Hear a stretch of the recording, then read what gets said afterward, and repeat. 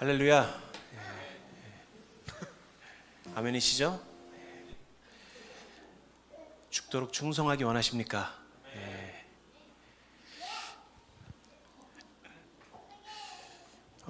제가 짧게 말씀을 나누고 우리 좀 더 기도하다가 돌아가시겠습니다. 제가 오늘 좀 받은 말씀은 사랑에 대한 주제인데요. 우리가 매일의 삶에 우리가 질문하고 묵상해야 할 것이 딱 하나가 있다면 무엇일까요? 사랑. 좀 더 구체적으로 그것도 맞습니다. 더 사랑하게 해주세요. 근데 저는 이것을 많이 생각하고 주님 앞에 질문해요. 하나님은 얼마나 나를 사랑하실까? 여러분 이런 질문 해보셨어요? 하나님이 나를 얼마나 사랑하실까요? 저희 둘째 딸이 저에게 질문을 했어요. 아빠, 나를 얼마나 사랑해? 이 딸이, 저희 둘째 딸은요, 이런 걸 좀 확인하고 싶어요. 그런 분들이 좀 있잖아요, 그죠? 사랑을 확인하고 싶은 거예요. 그래서 제가 잘 모르겠는데, 그럼 막 이렇게 막 승질을 내요. 제가 이제 이렇게 대답해 주죠. 너를 어떠한 것도 바꿀 수 없다. 세상을 어떠한 돈을 줘도 무엇으로 바꿀 수 없는 존재야 너는. 그리고 나의 목숨보다 너는 더 귀한 존재야. 내 목숨을 버릴 만큼 내가 너를 얼마나 사랑하는지 아나? 그러면 우리 주아의 눈에 막 눈물이 맺혀요. 감격한 거야. 아빠가 나를 이 정도로 사랑하는구나. 막 1000억, 100억 뭐 돈이랑 환산할 수 없는 아빠가 나를 이렇게 사랑하는구나. 여러분 성경에서 말하는 사랑이 무엇이죠? 희생입니다. 그리고 목숨을 내어주는 거죠. 요한일서 3장 16절에 그가 우리를 위하여 목숨을 버리셨으니 우리가 이로써 사랑을 알고 우리도 형제들을 위하여 목숨을 버리는 것이 마땅하니라. 우리가 형제를 사랑한다는 건요, 마땅하다고 그래요. 무엇을 버리는 것이? 목숨을 버리는 것이. 여러분 사랑은 죽음보다 강합니다.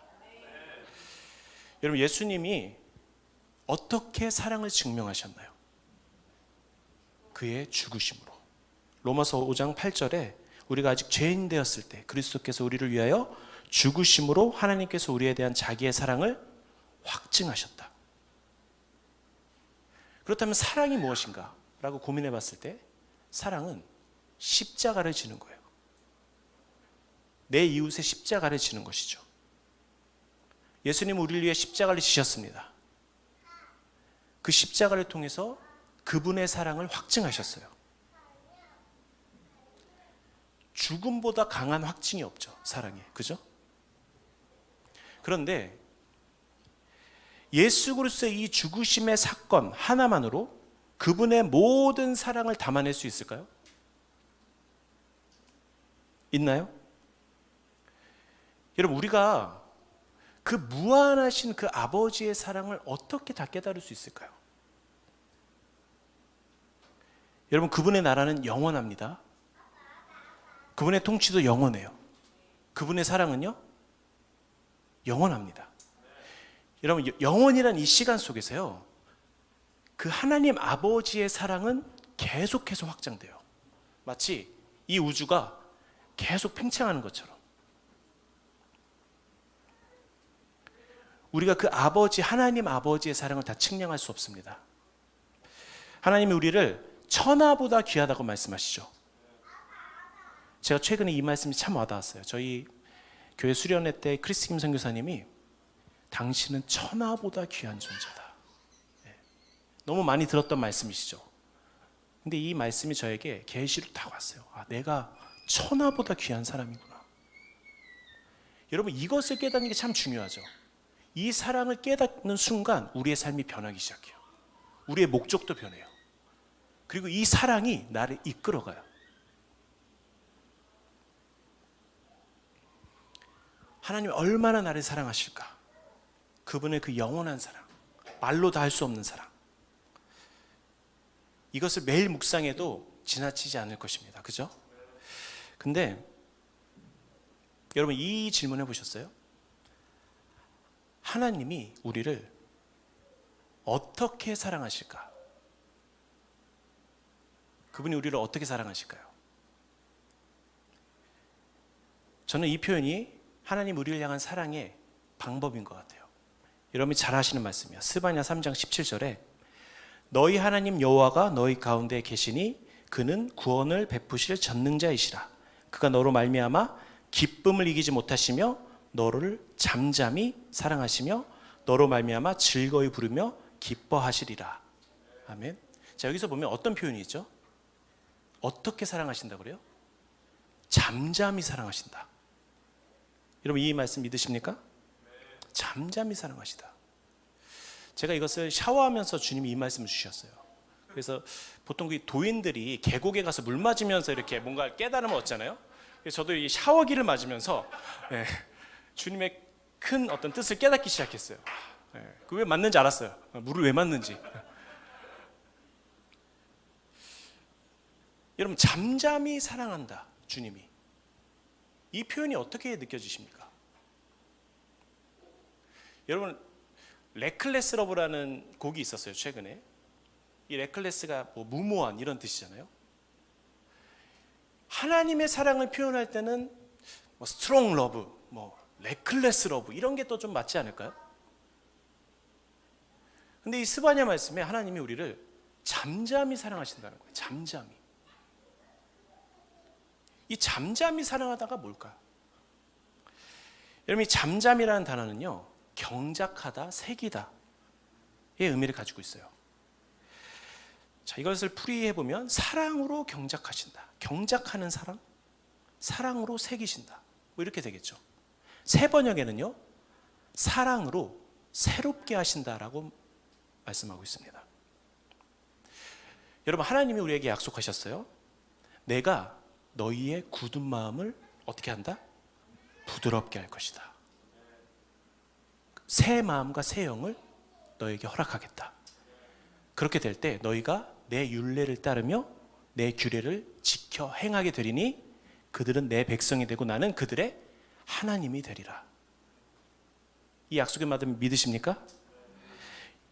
여러분 우리의 마음을 경작하시는 분이 하나님이요.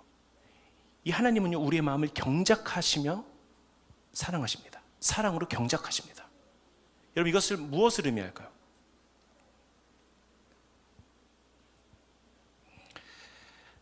하나님이 우리의 마음을 기경하시는 이유는 하나님의 음성을 듣기 위함이에요. 믿으십니까? 그분의 뜻을 알기 위함이에요. 자, 이것은 무엇을 의미하냐? 여러분 주님의 말씀을 듣고 순종하는 것이 무엇입니까? 이 말씀에서 내 율례를 따르며 내 규례를 지켜 행하게 된다고 말씀하고 있잖아요. 하나님이요 마음을 기경하시고 율례를 따르며 그 말씀을 지키게 하는 것, 이것이 하나님이 하신 일인데 이것이 무엇입니까? 나를 사랑하는 존재로 만드시는 거예요. 여러분 하나님을 사랑하는 것이 무엇입니까? 주님의 말씀에 순종하고 주님의 말씀을 따르고 주님의 말씀을 지키는 것이잖아요. 여러분 우리가 주님의 사랑으로 우리의 마음이 기경되고 새롭게 될 때 주님의 마음이 주님의 말씀이 내 판에 새겨져요. 그리고 그 판에 새겨진 말씀에 따라 우리가 주님의 뜻 가운데 살아가게 되는 거예요. 그리고 이것을 통해 하나님이 나를 사랑의 존재로 만들어요. 하나님은요 우리의 마음을 기경하셔서요 그분의 사랑의 씨앗을 심으시는 분이세요. 그리고 성령의 비를 통하여서 이 사랑의 씨앗이 자라나게 하십니다. 여러분 그분의 말씀을 순종하며 지키며 주님의 음성에 귀 기울이며 그렇게 우리가 성숙해 나갈 때 우리가 성장할수록 우리 안에 있는 그 사랑이 자라나기 시작하죠. 여러분 이것을 행하시는 분이 바로 주님이십니다. 이것을 위해 주님은요 우리를 잠잠히 사랑하세요. 이것으로 인해 그리고 우리는 하나님의 백성이 되고 하나님이 나의 하나님이 되는 것이에요. 이 굳어진 마음, 이 강팍한 마음을 부드럽게 기경하시는 분이 바로 주님이십니다. 여러분, 우리의 마음이요, 많은 부분 굳어져 있어요. 우리는 세상으로부터 많은 굳어진 상처를 받고, 그래서 우리는요, 어떤 부분 하나님을 두려워해요. 이것은 굳은 마음이죠. 그런데 사단의 전략은요, 이 굳은 마음을 어떻게 합니까? 그대로 둡니다. 그리고 이 마지막 때에 강팍한 세대가 일어난다고 그래요. 어떠한 거냐면요, 이 완고한 강팍한 마음을 풀려고 하지 않습니다. 근데 여러분 경험하셨잖아요. 주님은요, 우리가 주님 앞에 나아가면 주님은 우리의 마음을 기경하시는 분이에요. 우리의 마음을 부드럽게 하십니다. 여러분, 탕자가 집에 돌아갈 때 이 마음은 이미 너무 많이 굳어져 있어요. 세상으로부터 오는 상처, 외면, 좌절. 그는 아버지가 보기가 아마 두려웠을 거예요. 그래서 그는 아버지께 가서 그냥 종이 되길 원했어요. 그런데 아버지가 어떻게 하십니까? 그 아들을 안으십니다. 그죠? 그저 안으세요. 말이 없으세요. 그냥 그저 안아주세요. 여러분, 이것이 아버지의 사랑입니다. 잠잠히 사랑하시는 아버지의 사랑이에요. 모든 상황과 환경과 그 사람의 어떠함을 보지 않는, 그냥 잠잠히 안아주세요. 여러분, 우리가 죄악 가운데 있을 때 우리가 때론 주님과 멀어져 보여도, 오늘 그런 고백이 있었잖아요. 근데 주님은요, 우리를 잠잠히 사랑하십니다.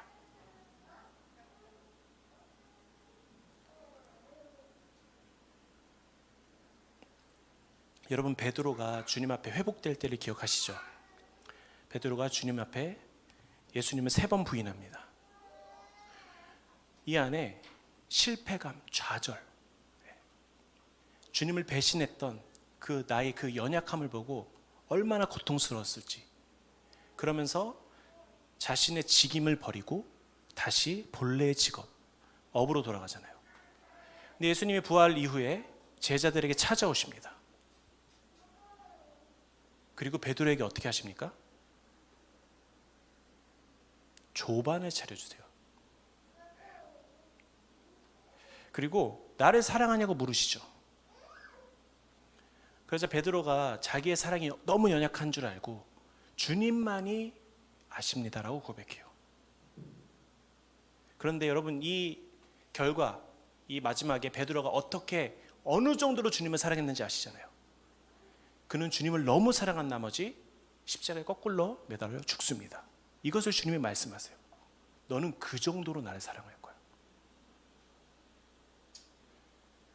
근데 여기서 가장 감동적인 장면은요, 저는요, 아침을 차려주는 모습이에요. 아침 밥을. 근데 하나님이 사랑하시는 방법이 바로 이런 거예요. 잠잠히 사랑하신다. 탕자를 그냥 안으시는 사랑. 죄악 가운데 있던 나 다시 주님 앞에 돌아왔는데, 어느 날 주님 앞에 갔더니 아침밥을 차려주신 거예요. 이것이 아버지 사랑이에요.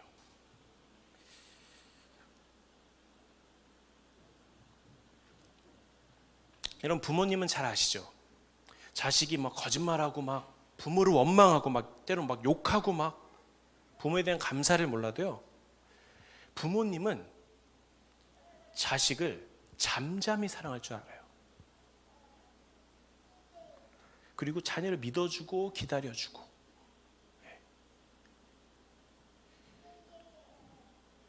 제가 이것을 좀 고백해도 될지 모르겠는데, 제가 고등학교 때 술을 많이 먹은 적이 있습니다. 저희 친척 형과. 근데 그날 다음날 아침 저희 어머니께서 콩나물국을 끓여주셨어요. 그걸 기억하시는지 모르겠어요. 그 어머니의 사랑.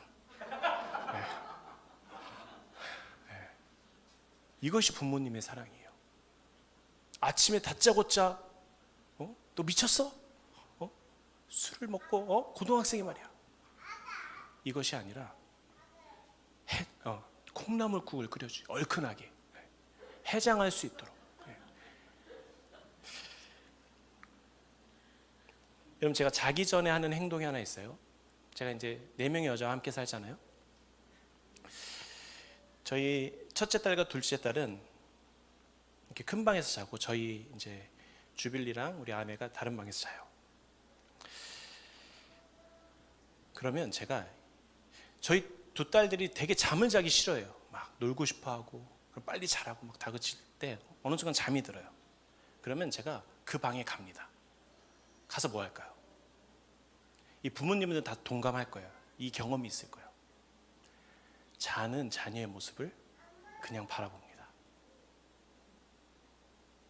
우리 자녀를 가지신 분들은 경험해 보셨죠? 그냥 자녀를 그냥 빤히 쳐다봐요. 그렇다고 우리가 막 엄청 막 그 딸을 위해서 중보를 한다거나 막 이런 게 아니라 막 너는 막 위대한 자가 될 거야 막 하면서 막 그런 게 아니라 그냥 봅니다.